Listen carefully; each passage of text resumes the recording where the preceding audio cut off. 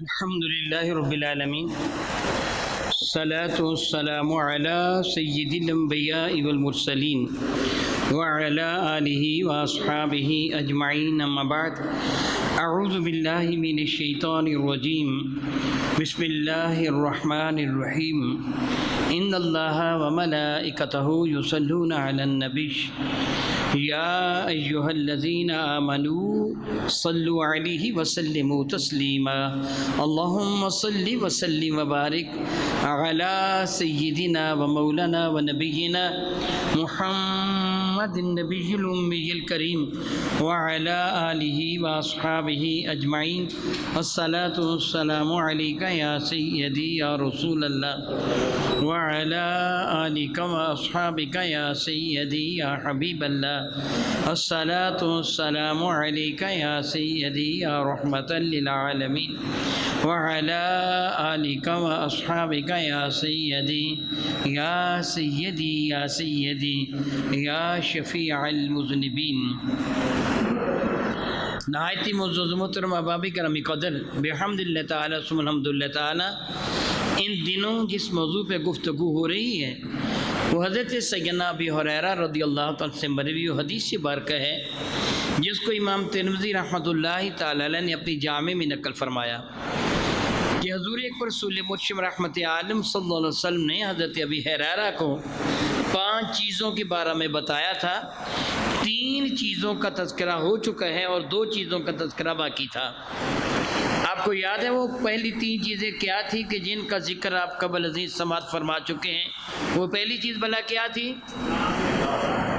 اپنے آپ کو حرام سے بچا لو اگر تم اپنے آپ کو حرام سے بچا لو گے تو سب سے بڑے عبادت گزار بن جاؤ گے یہی تھا نا سبحان اللہ و بحمدہ جب حرام سے ہم اپنے آپ کو بچائیں گے تو وہ کام کریں گے جو حلال ہے اور ثواب ہے گناہ حرام ہے اور ثواب حلال ہے ہم نے اپنے آپ کو گناہ سے بچانا ہے جب ہم اپنے آپ کو گناہ سے بچائیں گے اور حلال کام کریں گے پھر ہر کام ہی عبادت ہوگا پھر پانی سنت کے مطابق پئیں گے تو پانی پینا بھی عبادت ہوگا روٹی سنت کے مطابق کھائیں گے تو کھانا کھانا بھی عبادت ہوگا آپ کا سونا بھی عبادت ہوگا جاگنا بھی عبادت ہوگا لا عادل کیا آپ کا سب کچھ عبادت بن جائے گا جب آپ اپنے آپ کو گناہ سے بچا لیں گے حرام سے بچا لیں گے اس کے بعد دوسری چیز کیا تھی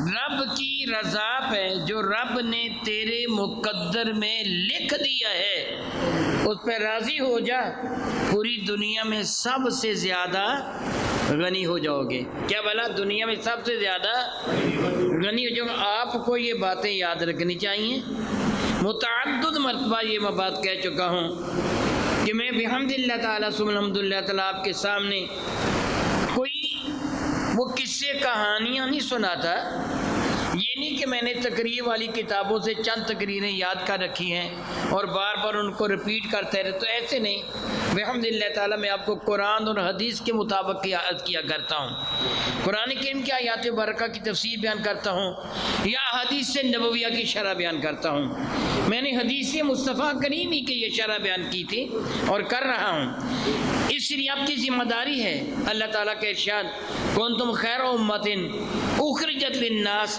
تأمرون بالمعروف وتنہون عن المنکر کہ تم بہترین امت ہو تمہارا فرض منصبی یہ ہے کہ تم لوگوں کو نیکی کی دعوت دیتے ہو اور گناہ سے روکتے ہو غلط کاموں سے روکتے ہو سب سے پہلے تم کس کو روکو گے سب سے پہلے تم گناہ سے کس کو روکو گے سب سے پہلے تم نیکی کی دعوت کسے دو گے دیکھو میرا اللہ فرماتا ہے کو انفسکم و اہلیکم نارا بچاؤ اپنے آپ کو اور اپنے اہل و عیال کو جہنم کی آگ سے سب سے پہلے مجھے اپنے آپ کو بچانا ہوگا نیکی کی ترغیب اپنے آپ کو دینا ہوگی پھر اپنے گھر والوں کو پھر دیگر اعزاء و اقرباء کو اور مسلمانوں کو اس لیے آپ کی ذمہ داری ہوگی کہ جو کچھ آپ سن کے جاتے ہیں اپنے گھر والوں کو بتایا کیجیے ان کو سنایا کیجیے، ان کی تربیت کیجیے، تاکہ آپ بھی جنت پہ جائیں اور آپ کے ساتھ وہ بھی جنت پہ جائیں۔ میری بھی ذمہ داری ہے اور آپ کی بھی ذمہ داری ہے۔ تو میں کہہ رہا تھا پہلی چیز بھلا کیا؟ اپنے آپ کو حرام سے بچا لو۔ دوسری چیز کیا؟ رب کی عطا پر راضی ہو جاؤ، مولا میں تیری عطا پہ راضی ہوں۔ اور تیسری چیز کیا تھی؟ ہمسائے سے حسن سلوک۔ اگر تو ہمسائے سے حسن سلوک کرے گا پھر پکا ایمان والا ہوگا۔ اس موضوع پہ گفتگو ہو رہی تھی، اور پچھلے جمعۃ المبارک کو میں نے آپ کو بتایا تھا کہ آئندہ اس موضوع پر گفتگو ہوگی۔ وہ بھلا کون سا موضوع تھا؟ دیکھا نا آپ نے کتنا یاد رکھا ہوا ہے وہ موضوع۔ یہی تو میں بات کہتا ہوں کہ آپ آتے ہیں تو یاد رکھنے کے لیے آئیں۔ آپ قرآن و حدیث کا 10 سننے کے لیے اگر نیت سے گھر سے قدم اٹھائیں گے تو امام راضی تفسیر کبیر میں یہ حدیث نقل کرتے ہیں کہ قرآن و حدیث کا درس لینے کے لیے، علم دین حاصل کرنے کے لیے اپنے گھر سے قدم اٹھانے والے کو اللہ تعالیٰ ہر قدم کے برابر 1 سال کی عبادت کا ثواب عطا فرما دیتا ہے۔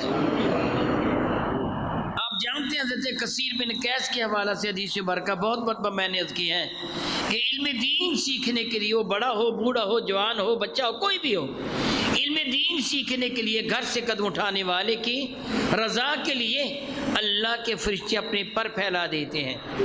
تو آپ کچھ سیکھنے کے لیے آتے ہیں، بھلا دینے کے لیے نہیں۔ پچھلے جمعۃ المبارک کو میں نے کہا تھا 3 باتیں یہ ہیں، اور چوتھی بات یہ ہے کہ میرے نبی نے یہ فرمایا تھا دوسرے مسلمان کے لیے وہی پسند جو تجھے اپنے لیے پسند ہے۔ دوسرے کے لیے، دوسرے مسلمان کے لیے بلند آواز سے کہہ دیجئے، دوسرے مسلمان کے لیے، پھر کہیے دوسرے مسلمان کے لیے، آہستہ آہستہ نہیں، آپ کی آواز بھی ریکارڈ ہو رہی ہے۔ دوسرے مسلمان کے لیے وہی پسند کر جو تجھے اپنے لیے پسند ہے۔ دوسرے لفظوں میں اپنے لیے وہی پسند کر جو تجھے دوسرے مسلمان کے لیے پسند ہے۔ اپنے لیے وہی پسند کر جو تجھے دوسرے مسلمان کے لیے پسند ہے، اور دوسرے کے لیے وہی پسند کر جو تجھے اپنے لیے پسند ہے۔ گویا تو اور وہ جدا جدا نہیں ہیں۔ انما المؤمنون اخوہ، ایمان والے بھائی بھائی ہیں، ایمان والے بھائی بھائی ہیں۔ میں اپنے بھائی کے لیے برائی پسند نہیں کرتا، میں اپنے لیے بھی برائی پسند نہیں کرتا۔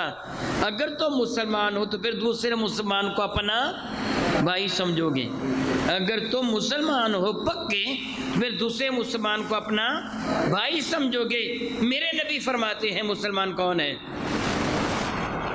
میں یہ کہوں گا کہ تنہائی میں بیٹھ کر میں خود اپنے لیے اور آپ اپنے لیے گریبان میں منہ ڈال کر خوب اچھی طرح سوچیں کہ میرے نبی نے جو ارشاد فرمایا وہ کیا ہے، میرے نبی نے جو ارشاد فرمایا وہ کیا ہے؟ کیا میں اس معیار پر پورا اترتا ہوں؟ یہ میرے سامنے پھولوں کی ٹوکری ہے، فلاور باسکٹ ہے، مختلف طرح کے پھول ہیں، یہ آرٹیفیشل نہیں ہے۔ کیا بلا؟ آرٹیفیشل نہیں ہے، یہ اصلی ہیں۔ ان کے اصلی ہونے کی کوئی دلیل بھی تو ہے نا۔ آپ دور سے دیکھ رہے ہیں تو کہیں کہ پتہ نہیں آرٹیفیشل ہیں کہ یہ اصلی ہیں، لیکن جب قریب آئیں گے، ان کو پکڑیں گے، چھوئیں گے، ان کی خوشبو سونگیں گے تو آپ کو پتہ چل جائے گا یہ اصلی ہے۔ کیا بھلا؟ پتہ چل جائے گا یہ اصلی ایمان والے کی، مسلمان کی میرے نبی نے نشانی بیان فرمائی ہے۔ میری بات آپ سمجھ رہے ہیں نا؟ اصلی پھول کی نشانی ہے کہ ہاتھ لگانے سے محسوس ہو جاتا ہے پتیاں اصلی ہیں، سونگنے سے پتہ چل جاتا ہے خوشبو بھی اصلی ہیں۔ تو میرے نبی نے بھی اصلی مسلمان کی نشانیاں بتائی ہیں۔ اس معیار پر میں اپنے آپ کو پرکھوں، آپ اپنے آپ کو پرکھیں، پھر دیکھیں کہ کیا ہم پکے مسلمان ہیں۔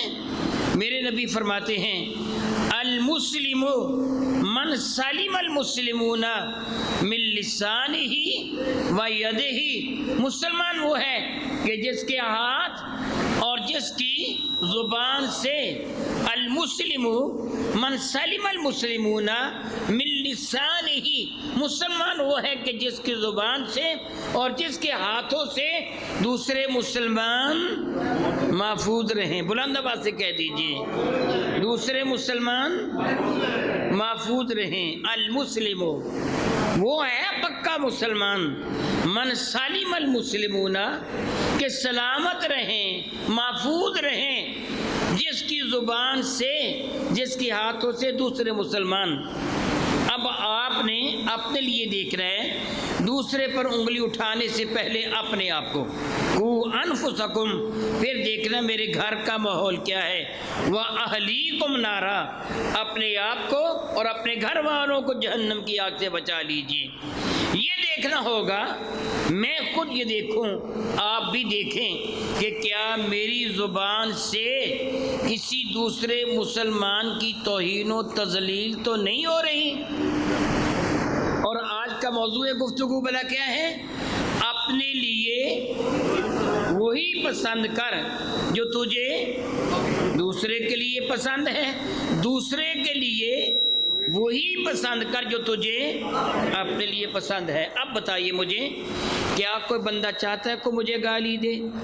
جی، کوئی چاہتا ہے کوئی میری ماں کی توہین کرے؟ کوئی چاہتا ہے کوئی میری بیوی کی توہین کرے؟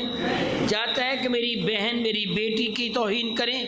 کیا کوئی چاہتا ہے میرے ابا میرے بھائی کی کو توہین کرے؟ اگر تم دوسرے کے لیے نہیں چاہتے، اپنے لیے نہیں چاہتے، تو دوسرے کے لیے بھی نہ چاہو۔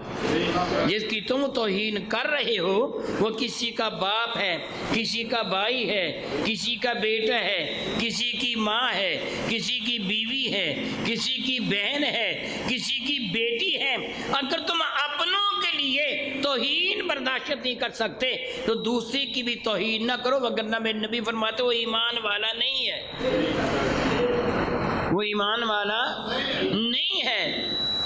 غور کیجئے کہ یہ آپ کسی پہ الزام تو نہیں لگا رہے، آپ یہ جانتے ہیں میرے نبی کا ارشاد گرامی قدر ہے، ایمان والے کی عزت حرم کعبہ کی عزت سے بڑھ کر ہے۔ سوچئے، آپ کسی کی غیبت تو نہیں کر رہے۔ میرے کریم آقا تشریف فرما تھے، کریم آقا کی خدمت فیض درجت میں ایک عورت حاضر ہوئی، اس کا قد چھوٹا تھا۔ کیا بلا؟ چھوٹا تھا، جس کو اردو میں ٹھگنا قد کہا جاتا ہے، چھوٹا قد۔ ایک تو ٹھگنا، کسی کو مکر و فریب دے کر اسے چھیننا ہوتا ہے نا، ایک قد ٹھگنے سے مراد چھوٹا قد ہوتا ہے۔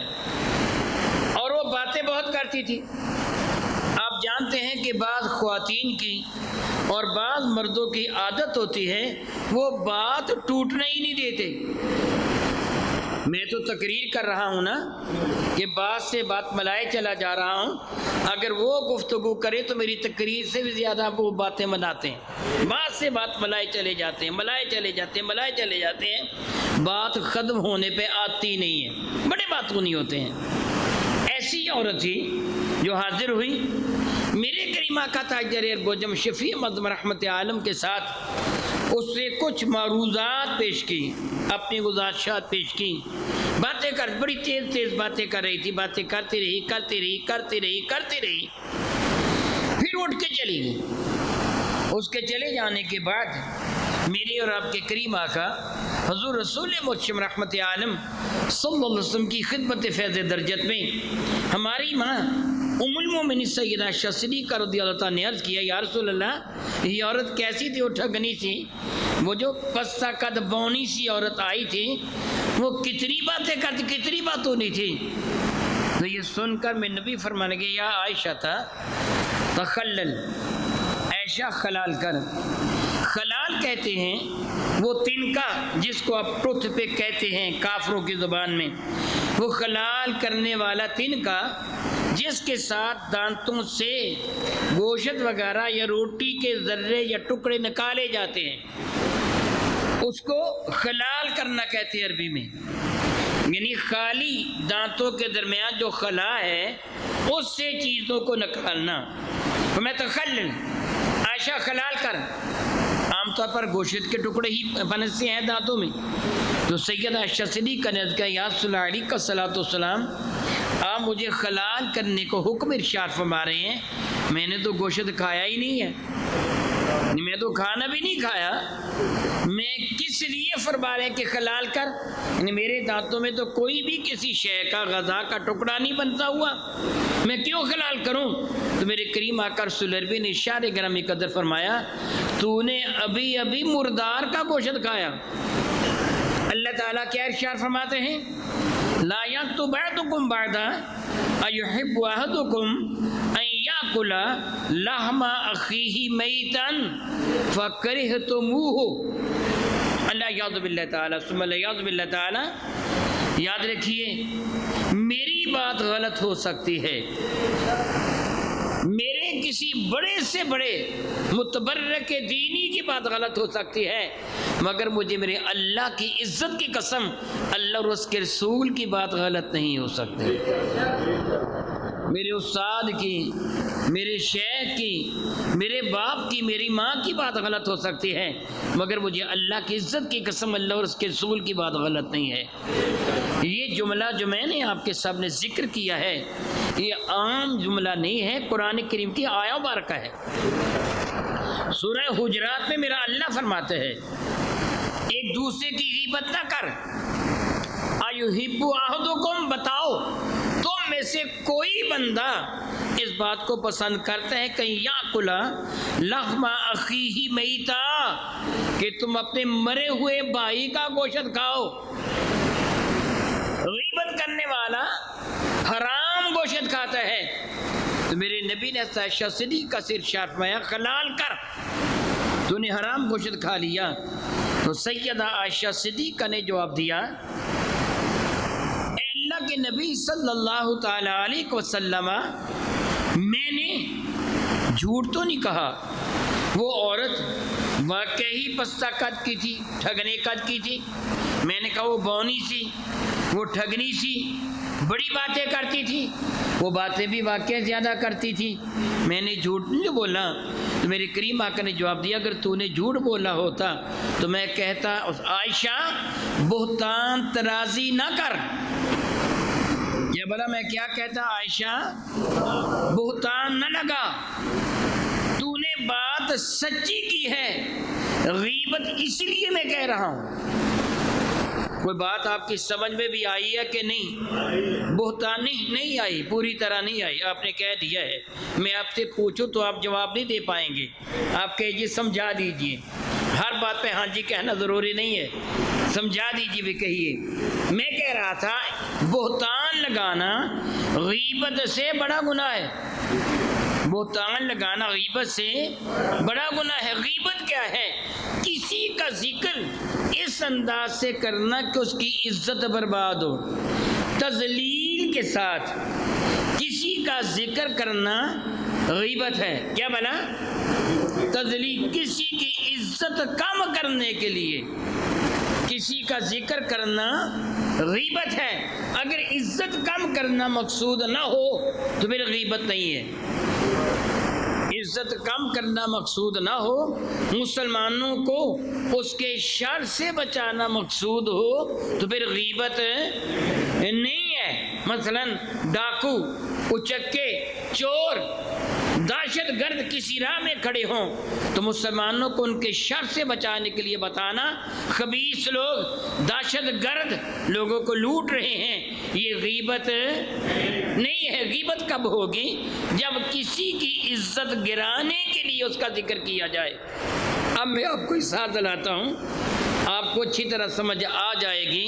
جو میں نے کہا نا کہ آپ نہیں سمجھے، میں سمجھاتا ہوں، وہ یہ ہے بعض اوقات آپ سے آپ کی بیوی یہ کہے گی دیکھا تیری فلاں بھابی وہ کیسی ہے، اس میں فلاں فلاں فلاں عیب ہے، دیکھا تیری بہن نے فلاں وقت کیا کہا تھا، دیکھا تیری ماں نے فلاں وقت کیا کہا تھا، وہ کہے گی اور آپ اس کی باتوں کو سنیں گے. یہ توہین و تذلیل کی خاطر وہ کہہ رہی ہے، شر سے بچانے کے لیے نہیں کہہ رہی. وہ ان کی توہین کر رہی ہے اور آپ کے سامنے کر رہی ہے. میرا اللہ فرماتا کو انفسکم و اہلیکم، اپنے آپ کو بچا لا، اپنے گھر والوں کو بھی بچا لے، ان کو بھی سمجھا یہ غیبت ہے، یہ حرام ہے. جب تو تذلیل کے ساتھ کسی کا ذکر کرتی ہے، ہمارے گھروں میں یہ کتنا ہوتا ہے، بہت زیادہ ہوتا ہے نا. ہم ایک دوسرے گاؤں میں پھیلے ہوئے واقعات جو کسی کی تذلیل پر مشتمل ہوتے ہیں، ہم ان کا ذکر کر کے بڑے خوش ہوتے ہیں. یاروں کی محفل میں ہو، سونا تو نے فلاں کو ایسے کر کے ہو گیا، فلاں کی بیٹی کو ایسے کر کے ہو گیا، فلاں کی بہن کو ایسے کر کے ہو گیا، فلاں کی ماں ایسی ہے. ہم لوگوں کی محفل میں بیٹھ کے باتیں کرتے ہیں. پھر میرے نبی کا حکم کیا ہے؟ ایمان والا کون ہے؟ المسلم، مسلمان کون ہے؟ جس کی زبان سے دوسرے مسلمان محفوظ رہیں. ذرا غور کر، تیری زبان سے دوسرے مسلمان محفوظ ہیں؟ اگر محفوظ نہیں تو پھر تیرے ایمان میں تردد ہے. میرے نبی نے جو ایمان والے کی مسلمان کی نشانیاں بتائیں، جس طرح میں نے پھول کی نشانیوں کا ذکر کیا، میرے نبی نے جو مسلمان کی نشانیاں بتائی ہیں وہ تجھ پہ صادق نہیں آتی ہیں. اپنے آپ کو سچا مسلمان بنا لے. میرے نبی کے ارشاد گرامی قدر کا یہی معنی ہے کہ دوسرے کے لیے تو وہ پسند کر جو تجھے اپنے لیے پسند ہے. اگر تو اپنی غیبت نہیں چاہتا تو دوسرے کی غیبت بھی نہ کر. اگر تو اپنے ساتھ مکر کو ناپسند کرتا ہے دوسرے کے ساتھ بھی نہ کر. اگر تو اپنے ساتھ دھوکے کو ناپسند کرتا ہے تو دوسرے کے ساتھ بھی دھوکہ نہ کر. میں اللہ تعالیٰ سے معافی مانگتا ہوں، یہ جملے کہہ رہا ہوں من حیث القوم، میری قوم دھوکے باز ہے کہ نہیں؟ ہے نا، مان جائیے نا. یہ میری قوم پاکستانی قوم دھوکے باز ہے کہ نہیں؟ ملاوٹ کرتے ہیں کہ نہیں؟ جھوٹ بولتے ہیں کہ نہیں؟ کم تولتے ہیں کہ نہیں؟ چکر چلاتے ہیں کہ نہیں؟ لوگوں کی چیزوں پہ غاصبانہ قبضہ کرتے ہیں کہ نہیں؟ کرتے ہیں نا. پھر میرے نبی کیا فرماتے ہیں؟ مسلمان کون ہے؟ مسلمان کون ہے؟ من سلم المسلمون من لسانہ و یدہ، مسلمان وہ ہے کہ جس کی زبان اور جس کے ہاتھوں سے دوسرے مسلمان محفوظ رہیں. میں نے ابتدا میں ایک جملہ کہا، دوبارہ وہ دہرا رہا ہوں، غور کیجئے گا میری اس بات پر. میں نے یہ جملہ کہا کہ میں خود اپنے گریبان میں منہ ڈال کے سوچوں کہیں مجھ سے یہ قصور تو نہیں ہو رہا. میں نے یہ جملہ کہا کہ نہیں کہا؟ کہا ہے نا. ماشاءاللہ آپ کی تعداد ہے، مسجد بھری ہوئی ہے، آپ کی کافی تعداد ہے، مسجد آپ سے بھری ہوئی ہے. اگر ہم اتنے آدمی دیانتدار ہو جائیں تو اللہ راضی ہو جائے گا کہ نہیں؟ ہمیں دوسروں پر انگلی اٹھانے سے پہلے سب سے پہلے میرا اللہ کا ارشاد کیا ہے؟ قو انفسکم، سب سے پہلے اپنے آپ کو، سب سے پہلے اپنے آپ کو، پھر واہلیکم، اپنے گھر والوں کو. میں نے آپ کو یہ بھی کہا کہ میری باتوں کو سن کر یہاں چھوڑ کے نہ چلے جایا کریں. گھر جائیں تو اپنے اہل خانہ کو بھی سمجھائیں.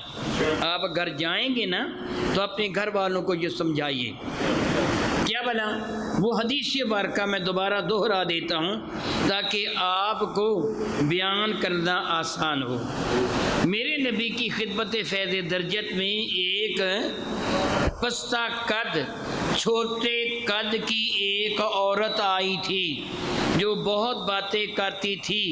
اس کے چلے جانے کے بعد عائشہ صدیقہ نے کہا یہ ٹھگنی سی بڑی باتوں نہیں تھی. میرے نبی نے کیا فرمایا تھا؟ عائشہ خلال کر. کیا فرمایا تھا عائشہ؟ انہوں نے کیا عرض کیا تھا؟ میں نے گوشت نہیں کھایا. میرے نبی نے فرمایا تو نے حرام گوشت کھایا ہے، تو نے حرام گوشت کھایا. اللہ کا ارشاد گویا غلط نہیں ہے. یہ بتائیں ان کو کہ اللہ کا ارشاد ہے جو غیبت کرتا ہے وہ کیا کرتے ہیں؟ مرے ہوئے بھائی کا گوشت کھاتا ہے. وہ کیا کہتا ہے؟ مرے ہوئے بھائی کا گوشت۔ آج ہی آپ جا کے اپنے گھر والوں کو، اپنی بیوی کو، گھر میں بہنیں ہوں، بیٹیاں ہوں، ان کو بٹھا کر یہ حدیث سنا کے کہیے ہم آج کے بعد یہ وعدہ کر لیں کہ ہم کسی کی غیبت نہیں کریں گے۔ کیا بنا؟ کسی کی غیبت نہیں کریں گے۔ ایک حدیث سے مبارکہ کا مفہوم بنتا ہے کہ غیبت کرنے والے کی نیکیاں اس کو چلی جاتی ہیں جس کی وہ غیبت کر رہا ہے۔ پھر ایمان سے بتائیے، غیبت کرنے والا دشمنی کس سے کرتا ہے؟ اپنے آپ سے کرتا ہے نا۔ میں کسی کی غیبت کروں فلاں بندہ بڑا برا ہے، میں اس کی غیبت کروں فلاں بندہ بڑا برا ہے، یہ جملہ کہہ کر اس کے گناہ میں نے لے لیا، اپنی نیکیاں اس کو دے دیں، اب برا وہ رہا کہ میں بنا، میں نے اپنے آپ کو برا بنا لیا، میری نیکیاں تو اس کے پاس چلی گئیں۔ گھر والوں کو سمجھائیے ہم اپنی نیکیاں اپنے دشمنوں کو نہیں دیں گے۔ کیا بنا؟ ہم اپنی نیکیاں اپنے دشمنوں کو نہیں دیں گے۔ ہم آج کے بعد ہمارے گھر میں کسی کی غیبت نہیں ہوگی، اور سمجھا دیں اپنے گھر والوں کو تاکہ کل کلا جب وہ کوئی غیبت کرنا چاہیں آپ روکیں نا، تو پھر وہ کہیں دیکھے آگ لگ گئی، تیری بھین دی گل کیتی تینوں آگ لگ گئی، تیری بھابی دی گل کیتی تینوں آگ لگ گئی، پھر وہ یہ جملہ نہ کہہ سکیں۔ آپ کہیں کہ دیکھو آئندہ اگر آپ نے گھر میں غیبت کی تو میں نے آپ کو ٹوکنا ہے، میں نے آپ کو منع کرنا ہے، اور جب وہ کوئی ایسی بات کرے تو اس وقت انہیں کہیں دیکھیں ہم نے ایک وعدہ کر رکھا ہے کہ اپنی نیکیاں اپنے دشمنوں کو نہیں دیں گے، اس لیے چھوڑ غیبت نہ کر تاکہ ہماری نیکیاں اس کو نہ مل جائیں۔ یہ پیار کے ساتھ سمجھا دیجئے، میں امید رکھتا ہوں کہ انشاءاللہ تعالیٰ آپ اس پر عمل کریں گے۔ یہ ہمارا سلوک کن کے ساتھ ہوگا؟ ایمان والوں سے۔ کن کے ساتھ ہوگا؟ ساری بتا دو، بلند آواز سے جواب دیا کرو۔ آپ کی بات ریکارڈ ہو رہی ہے، جس طرح میری بات ریکارڈ ہو رہی ہے نا، اور آپ کی بات بھی ریکارڈ ہو رہی ہے۔ ہمارے مرنے کے بعد جو نیک باتیں ہوں گی قبر میں ہمیں ان کا ثواب ملے گا، جو گناہ کی باتیں ہوں گی ان پر عذاب ہوگا، جو نیکی کی بات ہے وہ بغیر تردد کے بلند آواز سے کہیے کہ آپ کی آواز بھی ریکارڈ ہوتی ہے۔ یہ جو حکم جس کا اب تک میں نے ذکر کیا ہے کن کے لیے ہے؟ ایمان والوں کے لیے۔ کن کے لیے ہے؟ ایمان والوں کے لیے۔ ان کی غیبت بھی نہیں کرنی ہے، اور ان کی عزت اللہ تعالیٰ کے ادھر حرم کعبہ سے بھی زیادہ ہے، لیکن کافروں کے لیے نہیں ہے۔ کیا میں نے کہا؟ کافروں کا ہم مقابلہ کریں گے، کافروں کا ہم مقابلہ کریں گے۔ جس طرح آپ بہت اچھی طرح جانتے ہیں، بہت اچھی طرح جانتے ہیں کہ کافروں نے، ہمارے ہمسایہ خبیث ملک نے، اس کا پیشاب پینے والے مردود مودی نے پاکستان پر بلا وجہ جنگ مسلط کرنے کی کوشش کر رکھی ہے، اور پاکستان پر حملہ کر رکھا ہے۔ اور آپ جانتے ہیں، میں پہلے ایک جملہ جو کہہ چکا ہوں، اللہ کی عزت کی قسم میرے نبی کی بات بالکل حق ہے، میرے نبی کی بات بالکل حق ہے۔ میرے کریم آقا نے 1400 سال پہلے بتا دیا تھا، الکفر ملت واحدہ، الکفر ملت واحدہ، سارے کافر ایک ملت ہیں، ایک قوم ہے، تم ان کو الگ الگ نہ جاننا۔ آپ جانتے ہیں کہ کئی درجن جن ڈرون جہازوں نے پاکستان پر حملہ کیا وہ سارے اسرائیل کے بنے ہوئے ہیں، وہ سارے یہودیوں کے بنے ہوئے ہیں جن کو پاکستان نے گرایا ہے، الحمدللہ تعالیٰ ثم الحمدللہ تعالیٰ۔ اور پاکستان نے بھارتی غنڈوں کو منہ توڑ جواب دیا ہے۔ ہم اس عظیم کامیابی پر مملکت عزیز پاکستان کی فوج کو خراج تحسین پیش کرتے ہیں۔ ہم اعلان کرتے ہیں کہ پاکستان زندہ باد، پاکستان زندہ باد، افواج پاکستان زندہ باد، افواج پاکستان زندہ باد۔ ہمارا بچہ بچہ جہاد کے لیے تیار ہے، ہمارا بچہ بچہ جہاد کے لیے تیار ہیں، ہم اپنی جان کے ساتھ، اپنے مال کے ساتھ، اپنی اولاد کے ساتھ جہاد کے لیے تیار ہیں، پاک فوج کی قیادت میں ہم جہاد کے لیے تیار ہیں۔ میں آپ کو ایک احساس دلا دوں، ہمارا ایک عقیدہ ہے، ہمارا ایک اللہ ایک ہے، یہ ہمارا عقیدہ ہے۔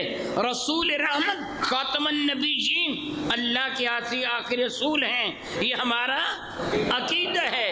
قیامت آئے گی، یہ ہمارا عقیدہ ہے۔ جنت ہے، یہ ہمارا عقیدہ ہے۔ جہنم ہے، یہ ہمارا عقیدہ ہے۔ فرشتے ہیں، یہ ہمارا عقیدہ ہے۔ اللہ القیاس، جس طرح یہ ہمارے عقائد ہیں، یعنی پختہ یقین ہے۔ عقیدہ عقد سے ہے، عقد کا معنی گانٹھ ہوتا ہے، پختہ یقین ہے ان باتوں پر۔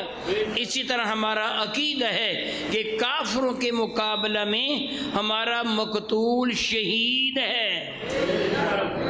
کیا بلا کافروں کے مقابلہ میں ہمارا مقتول شہید ہے، اور ہمارا عقیدہ ہے کہ شہید زندہ ہیں، کیونکہ اللہ تعالیٰ فرماتا وَلَا تَقُولُوا لِمَن يُقْتَلُ فِي سَبِيلِ اللَّهِ أَمْوَاتٌ، اللہ فرماتا ہے نا وَلَا تَحْسَبَنَّ الَّذِينَ قُتِلُوا فِي سَبِيلِ اللَّهِ أَمْوَاتًا، اللہ فرماتا ہے ہمارا عقیدہ ہے کہ جس طرح اللہ تعالیٰ ایک ہے، اسی طرح ہمارا عقیدہ ہے کہ شہید زندہ ہے، شہید اور جنت کی نعمتوں سے لطف اندوز ہوتا ہے۔ عند ربهم یرزقون، ان کو رب کے حضور رزق دیا جاتا ہے۔ دنیا سے ایمان والا جب شہید ہو کے جاتا ہے تو جنت پہ جاتے ہیں، اسے رزق دیا جاتا ہے، وہ اللہ تعالیٰ کی رحمتوں کے دریا میں غوطے لگاتے ہیں۔ اسی طرح ہندوؤں کا عقیدہ ہے، یہ مذاق نہیں ہے، یہ میں ان کی توہین و تذلیل نہیں کر رہا، ان کی سچی بات بیان کرتا ہوں جو ان کی توہین و تذلیل پر مشتمل ہے، یعنی میں ان پہ الزام نہیں لگا رہا۔ میرے پاس کتابیں موجود ہیں، میں نے ہمارے حاجی عبدالرؤف صاحب ہیں، وہ یہ سپرے والے پمپ بناتے ہیں، اور سندھ کے علاقہ میں ان کے بہت سارے ڈیلر والے ہیں، اور سندھ میں ہندوؤں کی کثرت ہے۔ میں نے ان کے ذریعے ہندوؤں کی اصل کتابیں منگوا رکھی ہیں، جو ان کی اصل کتابیں ہیں نا، میں نے وہ منگوا رکھی ہیں، کیونکہ میں ہر سال پڑھاتا ہوں تعلیم القرآن کورس میں، اور جو مذاہب عالم کے موضوع پہ گفتگو ہوتی ہے، ان کا عقیدہ ہے، کیا عقیدہ ہے کہ کوئی ہندو مرنے کے بعد دوبارہ پھر دنیا میں آ جاتا ہے۔ کیا عقیدہ ہے؟ ہندو مرنے کے بعد دوبارہ، ان کے ہاں جنت یا دوزخ نہیں ہے، ان کے ہاں قیامت نہیں ہے، وہ یہ نہیں کہتے کہ جنت پہ چلا گیا، کوئی جہنم میں چلا گیا، وہ یہ نہیں کہتے کہ قیامت آئے گی، ساری دنیا ختم ہو جائے گی، کل من علیہا فان، یہ ایمان والوں کا عقیدہ ہے، ان کا یہ عقیدہ نہیں ہے۔ وہ کہتے نئے جون میں آتا ہے، یہ کن کا عقیدہ ہے؟ نئے جون میں آنا، یہ کن کا عقیدہ ہے؟ وہ یہ کہتے ہیں کہ جو کوئی اچھے کام کرے گا اگلے جون میں اچھا انسان بن کے آئے گا۔ یہ عقیدہ مسلمانوں کا نہیں ہے، یہ عقیدہ ہندوؤں کا ہے۔ اس عقیدہ کا رکھنے والا مسلمان نہیں ہے، ہندو ہے۔ جو یہ عقیدہ رکھے نا کہ پہلی جون میں جو نیک کام کرنے والا ہے دوسری جون میں وہ نیک بندہ بن کے آتا ہے، جو اچھے کام کرنے والا نہیں ہے وہ دوسری جون میں جانور بن جاتا ہے۔ کیا بنتے ہیں؟ جانور۔ وہ کتا بن سکتا ہے، وہ بلہ بن سکتا ہے، وہ سور بن سکتا ہے، وہ ریچھ بن سکتا ہے، وہ بندر بن سکتا ہے، وہ سانپ یا بچھو بن سکتا ہے، وہ کوئی بھی ذلیل جانور بن سکتا ہے۔ جیسی جیسی کرتوت ہوگی اگلی جون میں ویسا ہی بن کے آئے گا، ہندوؤں کے عقیدے کے مطابق۔ اور یہ عقیدہ کچھ نہ کچھ ہم مسلمانوں نے بھی سیکھا، معاذ اللہ تعالی۔ ہندوؤں کے عقیدے کے مطابق مر جانے والے کی روح اس کے گھر میں آتی ہے اور اگلی جون میں جو اس نے بننا ہوتا ہے وہ بن کر اپنے گھر میں قدم رکھتی ہے۔ اس چیز کو اجاگر کرنے کے لیے آپ بڑے بوڑھوں سے پوچھیں، میرے پاس تو دلائل ہیں نا، وہ اپنے گھر میں کیا کرتے تھے، زمین پر آٹا بکھیر کر یا راکھ بکھیر کر اس کے اوپر ایک ٹوکرا وغیرہ اس کے اوپر دے کر ڈھانپ دیتے تھے تاکہ کسی کا قدم یہاں نہ لگے۔ رات کو چیونٹیاں یا شیطان کی شرارت سے وہ صبح اٹھ کے دیکھتے تو اس پر کوئی نہ کوئی نقشہ بنا ہوتا۔ پھر ان میں جو ان کے عقل مند، ہمارے نزدیک عقل مند نہیں، جو ان کے عقل مند، وہ اکٹھے ہو کے بیٹھ کے دیکھتے یہ کس جانور کا پاؤں ہے۔ پھر وہ دیکھتے ہمارا مرنے والا کتا بن گیا ہے، ہمارا مرنے والا ریچھ بن گیا ہے، ہمارا مرنے والا بندر بن گیا ہے۔ پھر وہ ہر ریچھ اور بندر کی عزت اس لیے کرتے شاید یہ وہی نہ ہو جو ہمارا مر گیا ہے۔ یہ میں نے آپ کو ان کا عقیدہ بتایا۔ اب جو مختصر بات کرنی ہے نا وہ یہ ہے، مسلمان شہید ہو کر کہاں جاتے ہیں؟ جنت میں۔ کافروں کا عقیدہ ہے کہ وہ مر کر کتا اور بلہ بن جاتے ہیں، وہ ریچھ اور خنزیر بن جاتے ہیں۔ اس لیے کافر مرنا پسند نہیں کرتا، کافر مرنا پسند نہیں کرتا، مسلمان شہید ہونا پسند کرتا ہے، مسلمان شہید ہونا پسند کرتا ہے، کافر مرنا پسند نہیں کرتا۔ میرا اللہ فرماتا ہے وہ کیا چاہتا ہے، لولا یعمروا بألف سنہ، اے کاش ہزاروں سال زندہ رہے۔